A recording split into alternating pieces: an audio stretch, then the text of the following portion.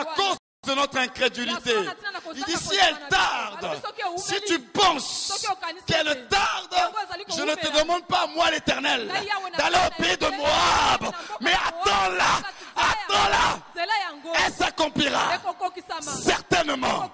Si elle tarde, ne quitte pas ta place, ne bouge pas. Si elle tarde, elle s'accomplira. Alléluia.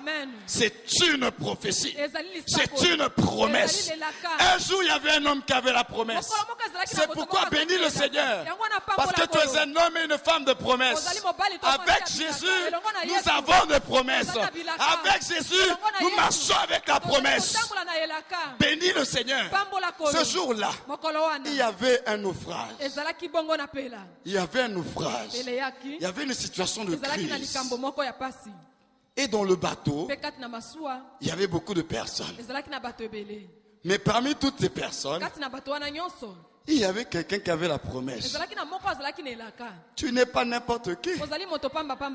Ton statut n'est pas le même que celui qui n'a pas Jésus. Parce que la nouvelle alliance dans laquelle tu es rentré là, j'aimerais te rappeler ce matin, la nouvelle alliance dans laquelle tu es rentré avec Jésus t'a donné une nouvelle position. Une nouvelle position. Il y a un nouveau regard de Dieu sur ta vie à cause de l'alliance. Et ce jour-là, il y avait le naufrage. Le bateau allait bientôt, c'est-à-dire être brisé par les flots. Et il y avait quelqu'un qui avait la promesse. Cet homme, c'est l'apôtre Paul. Alors, Dieu a dit à Paul, tu vas aller témoigner. Mais chemin faisant, il y a eu le naufrage. Mais ce qui est bien, et c'est ce que Dieu recherche, c'est l'attitude face aux difficultés. L'attitude face à la crise. Comment moi, chrétien, je réagis face aux difficultés, face à la crise.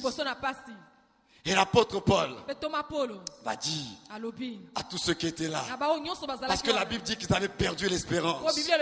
La Bible dit que ces personnes ont dit ça et c'est terminé pour nous. Et l'apôtre Paul a dit, il a dit, le Dieu que je prie. Il dit, un ange de Dieu que je sers m'est apparu. Et il m'a dit que personne ne périra dans ce naufrage. Et il dit, car j'ai cette confiance en Dieu. J'ai cette assurance en Dieu qu'il en sera comme il m'a été dit. Ça veut dire que quelles que soient les circonstances, quelles que soient les situations, quels que soient les événements qui peuvent se lever dans la vie d'un homme et une femme de promesse, ce qui est important, ce n'est pas l'événement. Ce qui est important, ce n'est pas la situation. Ce qui est important, ce n'est pas la circonstance, mais il y a une parole. Il y a une parole. Il y a une parole qui a été libérée. Et ce qui va se faire, c'est ce que Dieu a déclaré. Un homme de la promesse. Ne jouez pas avec quelqu'un qui a la promesse. Ne jouez pas avec quelqu'un qui a la promesse. Même si les sorciers se réunissent, même s'il y a des réunions dans ta famille, à cause de la promesse, à cause de la promesse, Dieu se souviendra de toi. Alléluia. Alléluia. Alléluia. Dieu se souviendra de toi à cause de la promesse. Paul avait la promesse. Le naufrage ne pouvait pas le tuer. La tempête ne pouvait pas le tuer. Parce que Dieu lui avait dit, tu vas témoigner à Rome.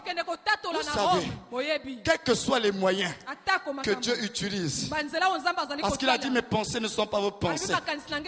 Vous savez, Dieu pour accomplir ses desseins, quelquefois il utilise des situations bizarres. Dieu pour accomplir ses desseins, quelquefois il utilise des situations qui dépassent notre entendement. Mais j'aimerais te dire pourquoi. Parce que justement, Dieu, première des choses qu'on doit comprendre, c'est qu'avec Dieu, les mathématiques et la comptabilité de Dieu, lorsque je lis dans le livre de la Genèse, vous allez remarquer une chose. Chaque fois que Dieu veut faire une chose nouvelle, chaque fois que Dieu rentre dans un nouveau jour, la Bible clôture en disant qu'il y eut un soir, il y eut un matin. La Bible ne dit pas qu'il y a eu un matin, il y a eu un soir. La Bible dit qu'il y a eu un soir, il y a eu un matin. Ça commence d'abord par un soir et ça termine par un matin. Ça commence par un soir, ça termine par un matin. Il y eut un soir, il y eut un matin. Ce fut le premier jour. Lorsqu'il fait le deuxième jour, c'est la même chose. Il y eut un soir, il y eut un matin. Ce fut le deuxième jour. Lorsque Dieu veut accomplir des nouvelles choses dans ta vie, il te fait passer par un soir. Alléluia. Alléluia. Il te fait passer par un soir. Mais le soir prépare la révélation de Dieu. Alléluia. Oh, gloire à Dieu. Parce qu'on ne peut pas servir un Dieu qu'on ne connaît pas. Dieu se révèle à travers des difficultés, au travers de l'adversité. Dieu se révèle. Dieu se révèle. Il y eut un soir. Il y eut un matin. Ce fut le premier jour. Voilà pourquoi dans ta vie, après une victoire, quand Dieu veut te faire avancer encore, il te met encore face à ton soir. Alléluia. Amen. Vous savez pourquoi? Parce que les ténèbres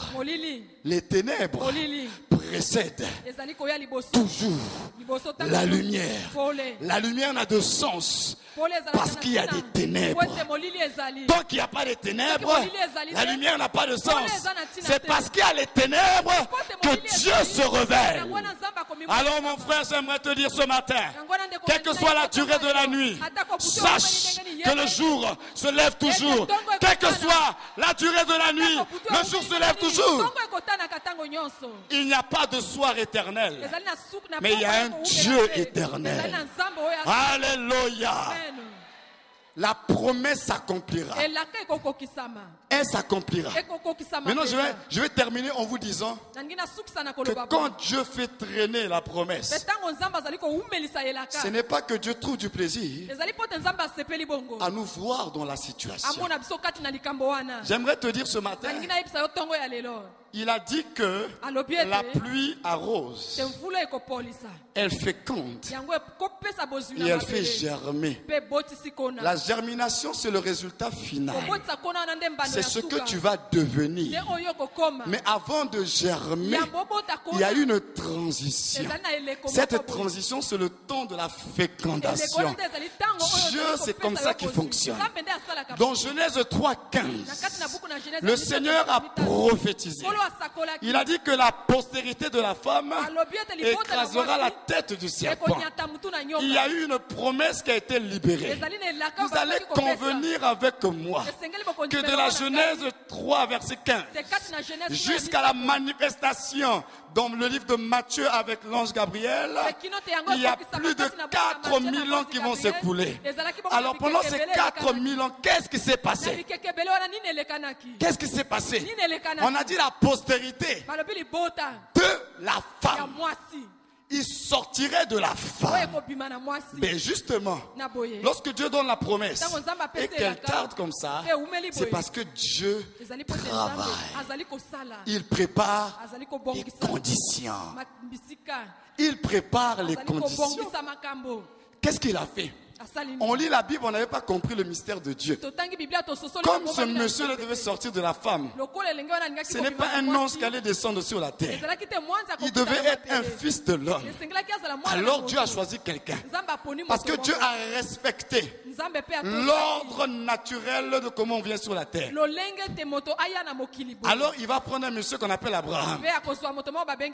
On n'a pas compris pourquoi Dieu a choisi Abraham. Mais vous allez convenir avec moi que dans chaque famille, il y a d'abord un ancêtre.